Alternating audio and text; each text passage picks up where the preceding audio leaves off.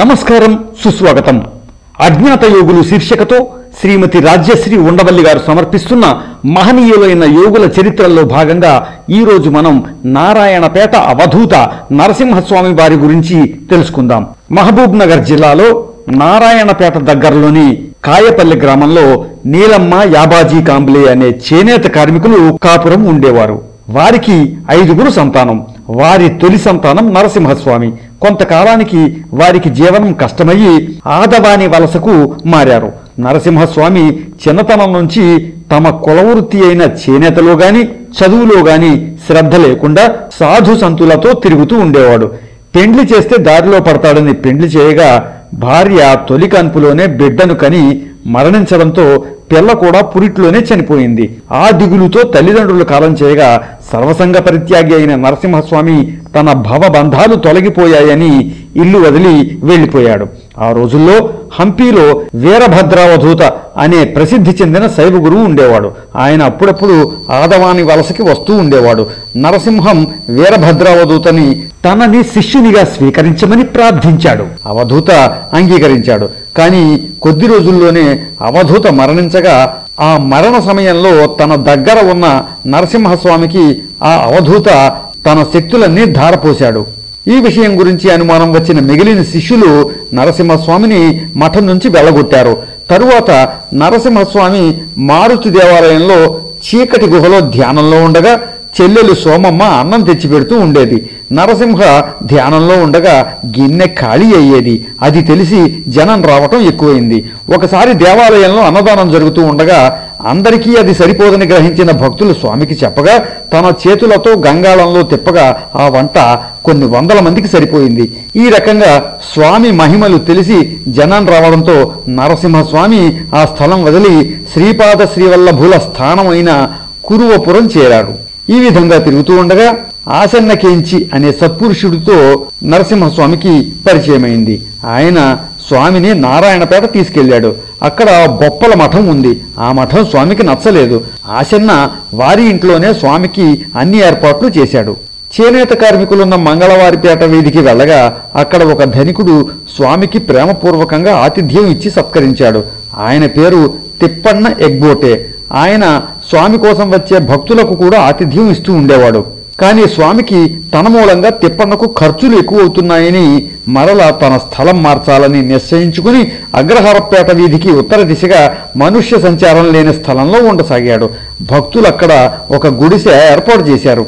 ఆ గుడిసె దగ్గర రోజు యజ్ఞం, సంకీర్తనలు, భజనలు జరుగుతూ ఉండేవి.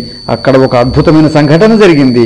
అది అడవి ప్రాంతం అవటం వలన ఆ రోజుల్లో హంటర్ అనే బ్రిటిష్ అధికారి వచ్చి స్వామి అక్కడ గుడిసె వేసుకుని ఉండటం చట్టవిరుద్ధమని చెప్పి వెళ్లిపోమ్మని గవర్నమెంట్ నుంచి ఉత్తర్వు పంపించాడు. కానీ స్వామి కదలలేదు. హంటర్ ఆ గుడిసెని బలవంతంగా పీకటానికి ఆదేశించాడు. వెంటనే అతని కళ్ళు పోయాయి. హంటర్ భార్యకి భారతీయ ఆధ్యాత్మిక గురువులపై నమ్మకం ఎక్కువ. ఆవిడ వెంటనే అది స్వామి మహిమ అని గ్రహించి క్షమాభిక్ష వేడింది.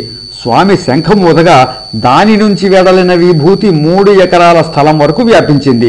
వెంటనే హంటర్కి చూపు వచ్చింది. ఈ సంగతి తెలిసి అన్ని కులాల వారు, అన్ని మతాల వారు స్వామికి భక్తులయ్యారు. గుడిసె చుట్టుపక్కల ఆ విభూతి పడినంత వరకు 3 ఎకరాల స్థలం స్వామికి వ్రాసి ఇచ్చారు. స్వామి ఒకసారి వీధిలో వెళుతూ ఉండగా ఒక వ్యక్తి స్వామి చేతిలో గొర్రె తలల్ని తీసుకుని వెడుతున్నాడని తన యజమానికి చెప్పాడు. ఆ యజమాని స్వామి భక్తుడు. ఆయన ఆశ్చర్యపోయి స్వామిని అడగ్గా స్వామి తన 2 జేబులలో నుంచి శ్రీఫలాలు అంటే 2 టెంకాయలు తీసి చూపించాడు. చూసేవారికి దృష్టిలోపం వల్ల ఆ విధంగా జరిగిందని తరువాత అందరికీ అర్థమైంది. స్వామి హంటర్ ఇచ్చిన స్థలంలో బావి త్రవ్వడానికి ప్రయత్నించగా నీరు పడలేదు. స్వామి 5 రోజులు బావిలో దిగి శివధ్యానం చేయగా అక్కడ నీటి జల విపరీతంగా పడింది. ప్రస్తుతం అక్కడ మఠం, స్వామి సమాధి ఉన్నాయి. నరసింహస్వామికి తన అవసాన కాలం గురించి ముందుగానే తెలుసు. ప్రస్తుతం మఠం ఉన్న చోట సమాధికి అన్ని ఏర్పాట్లు చేయించారు. మఠానికి 5 సార్లు ప్రదక్షిణ చేసి గర్భగుడిలో ముందుగా కట్టిన సమాధిలో పద్మాసనంలో ఉండి ప్రాణత్యాగం చేశారు. 6 నెలల తరువాత సమాధిపై ఉంచిన పీట తీసి చూడమని భక్తులకు చెప్పారు. ఆ విధంగా చేయగా స్వామి శరీరం 6 నెలల క్రితం జీవ సమాధి జరిగినప్పుడు ఏ విధంగా ఉందో అలాగే ఉండటం భక్తులు గమనించారు.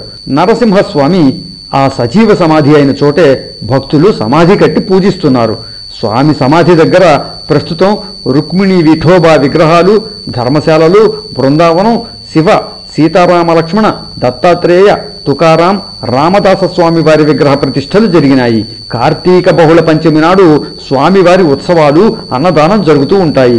స్వామి సమాధి పక్కన ఆయన యజ్ఞం చేసిన చోట ఇప్పటికీ హోమగుండం మండుతూనే ఉంటుంది. అందులోని విభూతి సర్వరోగ నివారణి. నరసింహస్వామి శిష్యులలో ప్రసిద్ధులు హంపి నివాసి స్వకులసాలే, సరోదే గోత్రపు ప్రసిద్ధ అవధూత, రెండవ వారు మేర బాలారాం అవధూత, మూడవ వారు మేర ప్రభు అవధూత, నాలుగవ వారు బొందిలి రతన్ అవధూత. స్వామి శిష్యులు కొంతమంది గృహస్థులు కూడా ఉన్నారు. సమాధి తరువాత స్వామిని ప్రత్యక్షం చేసుకున్న మహానుభావురాలు గొంది మహాయోగిని మాణిక్యేశ్వరి. స్వామి సమాధి పక్కనే పైన పేర్కొన్న అవధూతల సమాధులు కూడా ఉన్నాయి. మఠం పాలక మండలి ఏర్పడి 1929 నుంచి నిర్విరామంగా నడుస్తూ ఉన్నది. ప్రొఫెసర్ బివి రామరాజు గారి ఆంధ్రయోగులు రచన ఆధారంగా సేకరించిన నారాయణపేట అవధూత నరసింహస్వామి వారి చరిత్ర 2018వ సంవత్సరం ఏప్రిల్ నెల నాటి వందేహం రామదూతం పత్రికలో ప్రచురితమైంది. నమస్కారం.